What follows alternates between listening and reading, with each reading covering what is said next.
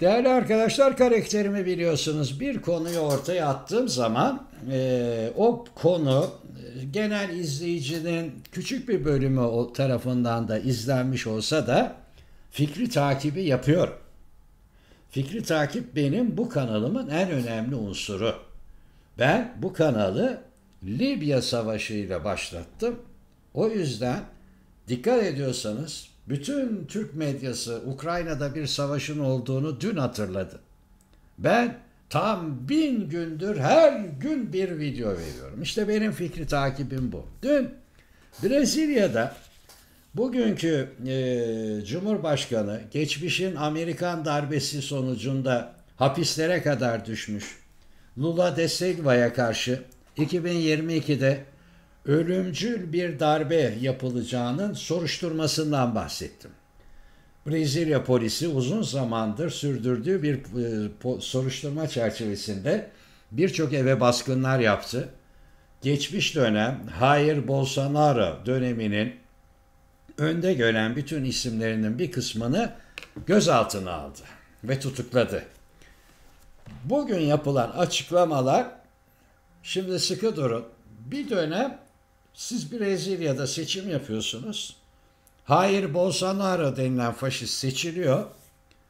Demek ki o seçilmeyi o ilelebet orada kalacağı gibi gördüğü için 2022'deki seçimi kaybedince ordusu ve kendine bağlı istihbaratıyla darbe planlıyor seçimi kazanana karşı. Öyle bir darbe ki seçimi kazanan Lula da Silva'yı, başkan yardımcısını ve ülkenin başsavcısını ilk gün öldürmeyi planlıyorlar. Bugün çıkan sonuç Bolsonaro'nun darbe lideri olduğu. O yüzden Amerika'ya kaçmış bu adam. O yüzden oralar. Bakın, bütün darbeciler Amerika'ya kaçar. Fethullah orada öldü.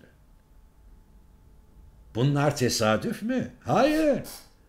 Belli ki Amerika kim tutar sizi demiş. Lula da Silva gelmesin de ne olursa olsun Brezilya'da demiş.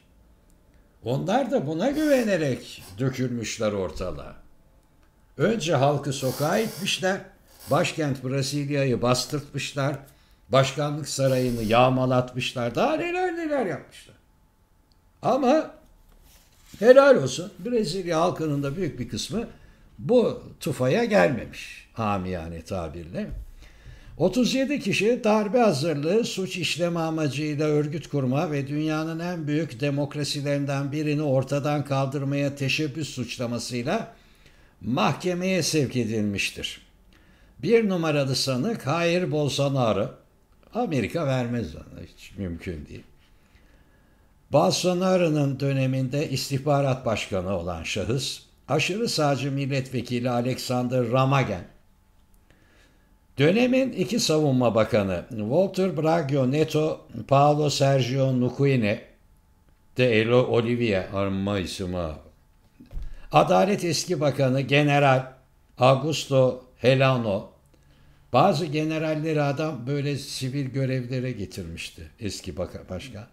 Eski donanma komutanı Almir Garnia Sarta, Bolsonaro'nun partisinin başkanı Velda Marcosto Neto. Yani bunların hepsi ya kaçak ya da gözaltına alıp tutuklandılar. Bayağı sivillerle askerler, daha doğrusu sivil denilen bir faşist cumhurbaşkanı seçimi kazanacağını kaybedeceğini anlayınca iktidarı adam gibi vermemek, sonuna kadar çatışmak, bunu Trump da denedi biliyorsunuz. 6 Ocak 2020, yani inanılmaz bir olaydır. İnanılmaz bir olaydır. Amerikan Kongresi'ni ülkenin ne kadar faşist milisi varsa onlara bastırdı. Bu adamı Amerikalılar bir daha başkan seçtiler. Ben artık milletlere de inanmıyorum. Falsosu, fiyaskosu, hırsızlığı ayyuka çıkmış ne kadar siyasetçi varsa tekrar seçiliyor kardeşim. Ya seçim sistemlerinde bir hata var ya da millet manyak. Böyle görüyorum. Böyle bir durum. Yani Lula da Silva demiş ki soruşturma bitti, artık rahat konuşabilirim. Beni zehirleme çalışmaları sonuçsuz kaldı. Demek ki adamı zehirleyerek ortadan kaldırmaya çalışmışlar. 78 yaşındayım ve yaşamayı sürdürüyorum diyor. Gırgır bir adam o. Ana muhalefet lideri var. Ragenio Marinho. İşte bu Bolsonaro'nun geride bıraktıklarından. O da diyor ki bu soruşturma sağ güçleri yok etme hedefli bir plandır, komplodur. Bolsonaro'ya ne kadar yüklenirlerse o kadar güçleniyor diyor. Ama gelen bilgiler daha vahim. Bu eski ordu artıkları, ne kadar faşist unsur varsa general, meneral, Bolsonaro'nun besledikleri, o Bolsonaro döneminde palazlanmış iş adamları falan aşırı sağ milis örgütleri oluşturmaya başlamış. Daha orada hikaye bitmedi. Brezilya'da hikaye bence yeni başlıyor.